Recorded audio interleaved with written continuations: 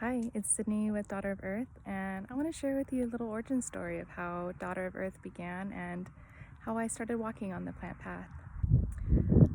It all started when I was a little girl, playing in the backyard and playing with the dried magnolia leaves, and pretending they were taco shells, born and raised Los Angeles.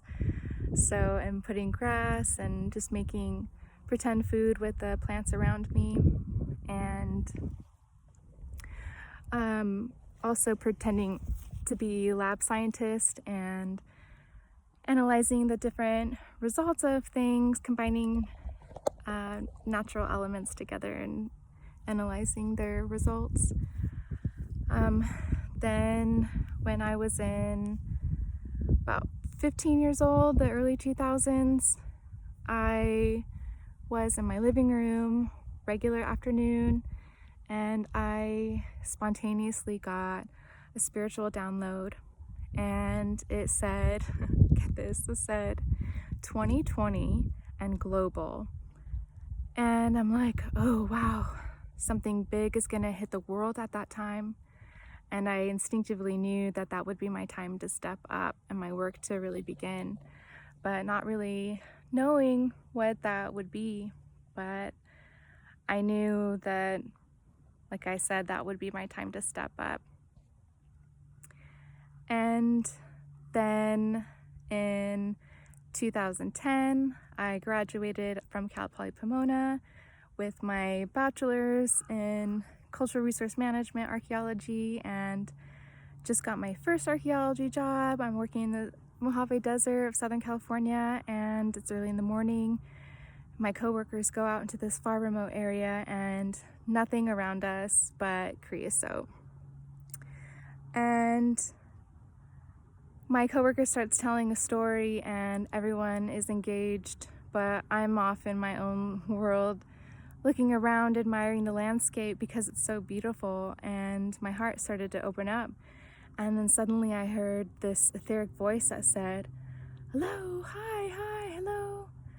And I'm like, what the heck? What is that? Am I making this up? Where is that coming from? I looked at my coworkers and they were all engaged in the storytelling and they did not hear what I heard. And I thought to myself, am I making this up? Am I going crazy? Because nothing else around us is here but this plant, creosote. Did this plant really talk? Is that possible? Am I going crazy? What is happening? And as my heart opened up more and more, of even allowing the possibility that this is a possibility, instantaneously I got this download within a millisecond, and there was an urgency behind it, and it said, Creosote said, this is important work that people have forgotten and time is running out. And in that moment, I thought about our Native brothers and sisters and thought about all the work that they've been doing for generations after generations, and knew that it was important work and hard work at that.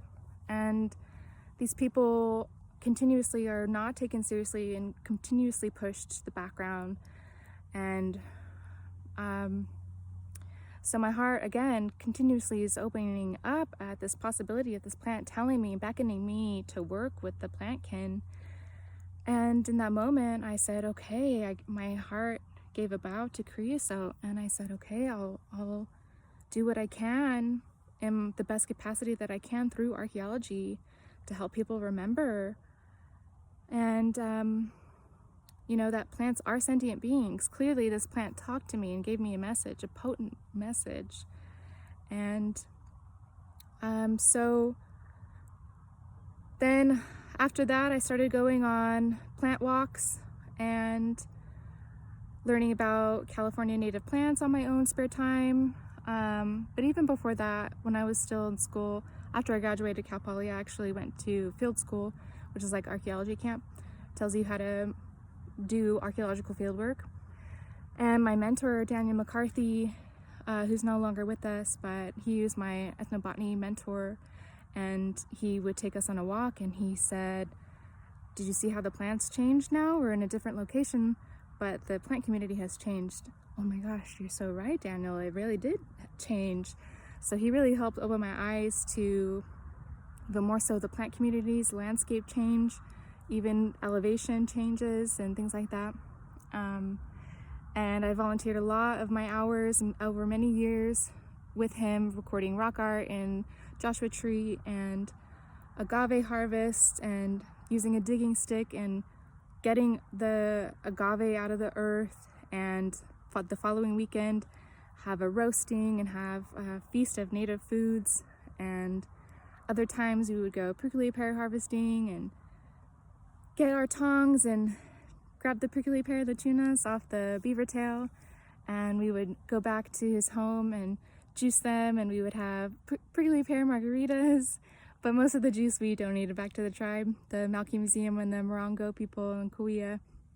And so Daniel McCarthy is also a forerunner in my origin story of who I am, where I am today.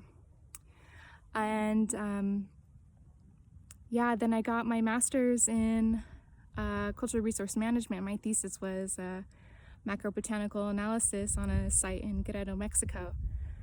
And so then after I graduated in 2021, I started Daughter of Earth in the fall of 2021. Yeah, because that was my time. I got all my credentials, and you know, it's one way to be book smart about the cultural use of plants and ethnobotany in a textbook and someone tell you about it, but to actually work with it hands-on is a completely different learning experience. So this is where my academic and hands-on practical use and knowledge comes into play with Daughter of Earth. So I'm really excited to be here and to practice and learn more every day. The more I engage with the landscape and learn, and through practitioners, other herbal practitioners and ethnobotanists and herbalists. And so it's just a really exciting place and time to be here right now. I feel like a torch bearer of herbal medicine and helping people remember that plants are sentient beings. They are here for us to help us heal and to grow. And, you know, we're all in community with one another, our plant friends and the landscape around us. And we need each other. All of us need each other to help survive and grow. And mutual respect and connectivity is how we can do that.